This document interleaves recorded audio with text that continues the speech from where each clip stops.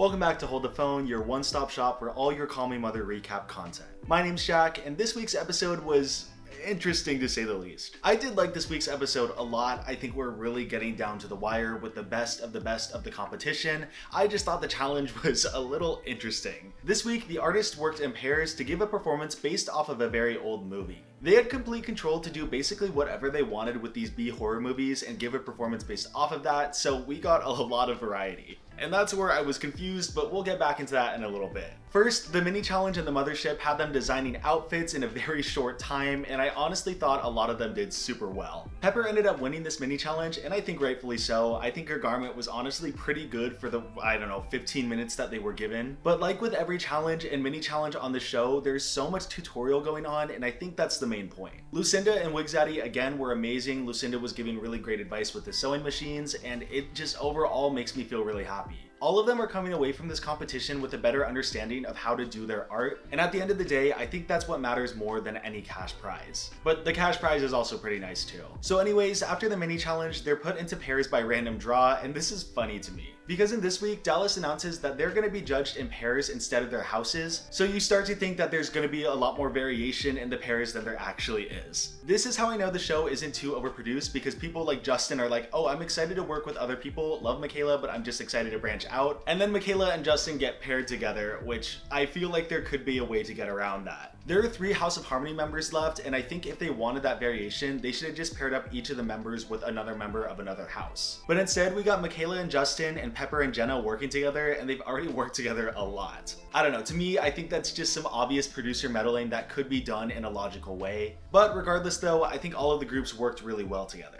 Weeby and Jesse were assigned the intruder type of movie, Justin and Michaela had the giant creature movie, and Pepper and Jenna also had the creature movie, but it was more like the transformation type of creature. And what's also cute is that the mothers are switching off and going to a pair of artists they haven't worked with yet. Each of the mothers really goes into detail with each of their pairs, walking them through the creation process and also through the run through with Landon and Farah. And during that run through, it's very clear that each of the groups is going very different with what they want to do. Like I said earlier, they basically had free reign to do whatever they wanted, and I think that's what kind of confused me the most. I'm like, is this supposed to be like a sketch or like a pantomime? But just yes to all of it. Justin and Michaela, Weeby and Jesse all did kind of more of a skit with it, but then Jenna and Pepper did more of a pantomime, and I think it served all the groups really great. Before we get into the main challenge, let's go over the runways really quick. The category for this runway is based off of TV, any type of show, anything, any inspiration that you get from television. Up first, we have Jessie from the House of Glass, and I love it. I love Pokemon, so this is amazing. She's serving half Gardevoir, half Gallade, a little bit of Curlia, and it all just comes together really cutely. As soon as she turned the corner and I heard Crystal announce Psychic Fairy type, I was excited, and then I saw it and I immediately got the concept. I do get what the judges were saying about the certain detailing. I think the little straps could have gone down longer, but overall, when someone references Pokemon, I just completely eat it up every time.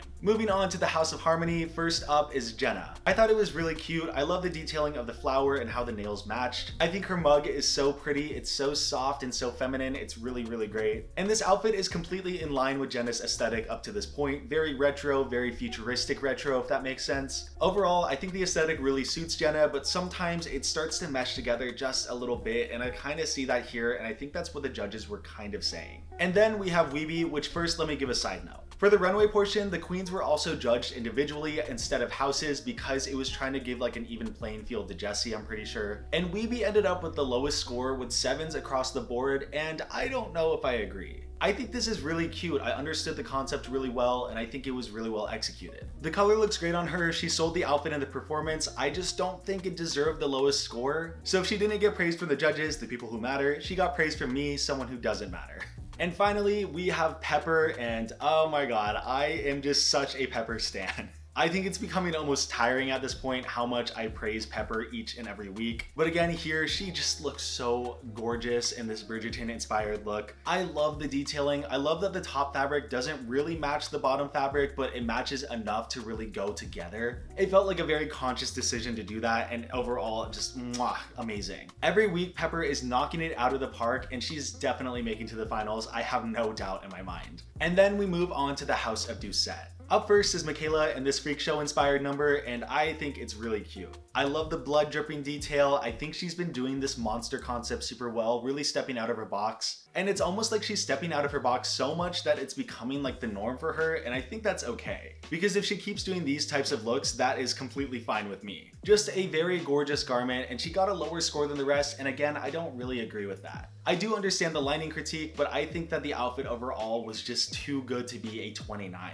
And then we had Justin, the top scorer of the night, and I completely agree. I'm getting more and more used to drag king aesthetics, and I think this is perfectly elevated drag king. You take the circus concept, elevate it a little bit, and that's where you have Justin's look. I think it's just completely polished and you completely get it. The facial hair is really fun. I really like the jacket up top. I love the whip prop. Justin got the top score and it completely makes sense. Moving on to the performance part of the episode, up first we had Weeby and Jessie. I think their sketch overall really sold me on the concept, and I was like, okay, I understand what they're doing now. They were basically giving a presentation based off of the film and like what to do in the scenario when there's like an intruder. I think their jokes were funny, but the editing almost took away from it because we didn't really get to hear a lot of the jokes because they were more explaining to us in the confessionals about the jokes. So some jokes were missed and other jokes were missed because they were going a little too fast. So it felt like the judges were able to react to every other joke, and I think that's just an issue with the speed. I felt like all of the jokes could have landed if they gave them the time to land, but maybe they went in with the jokes a little too rehearsed and they had to get the timing down with the screen. So if they just had a little more workshopping, I think it could have been perfect.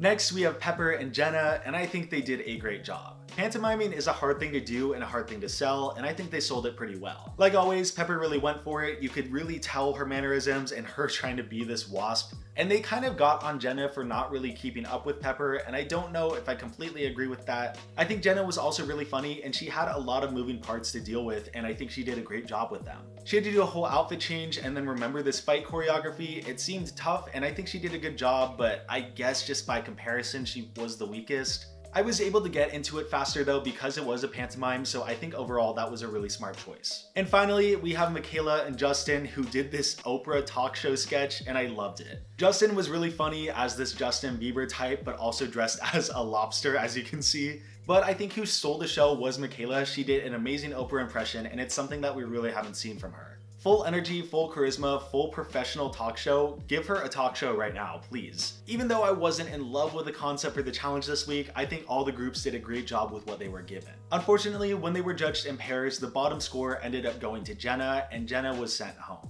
I'm really sad about this because I really warmed up to Jenna, and I think that she was really building momentum in the competition, but it was getting down to the wire and they're splitting hairs at this point, so unfortunately we had to say goodbye to Jenna, but she's one of my favorites from the season. We're getting down to the wire. It's very interesting to see who's left and who may get cut next. I don't even know at this point, but just know I'll be here next Friday to recap the next episode of Call Me Mother. Stay tuned for that, and I'll see you soon with another video.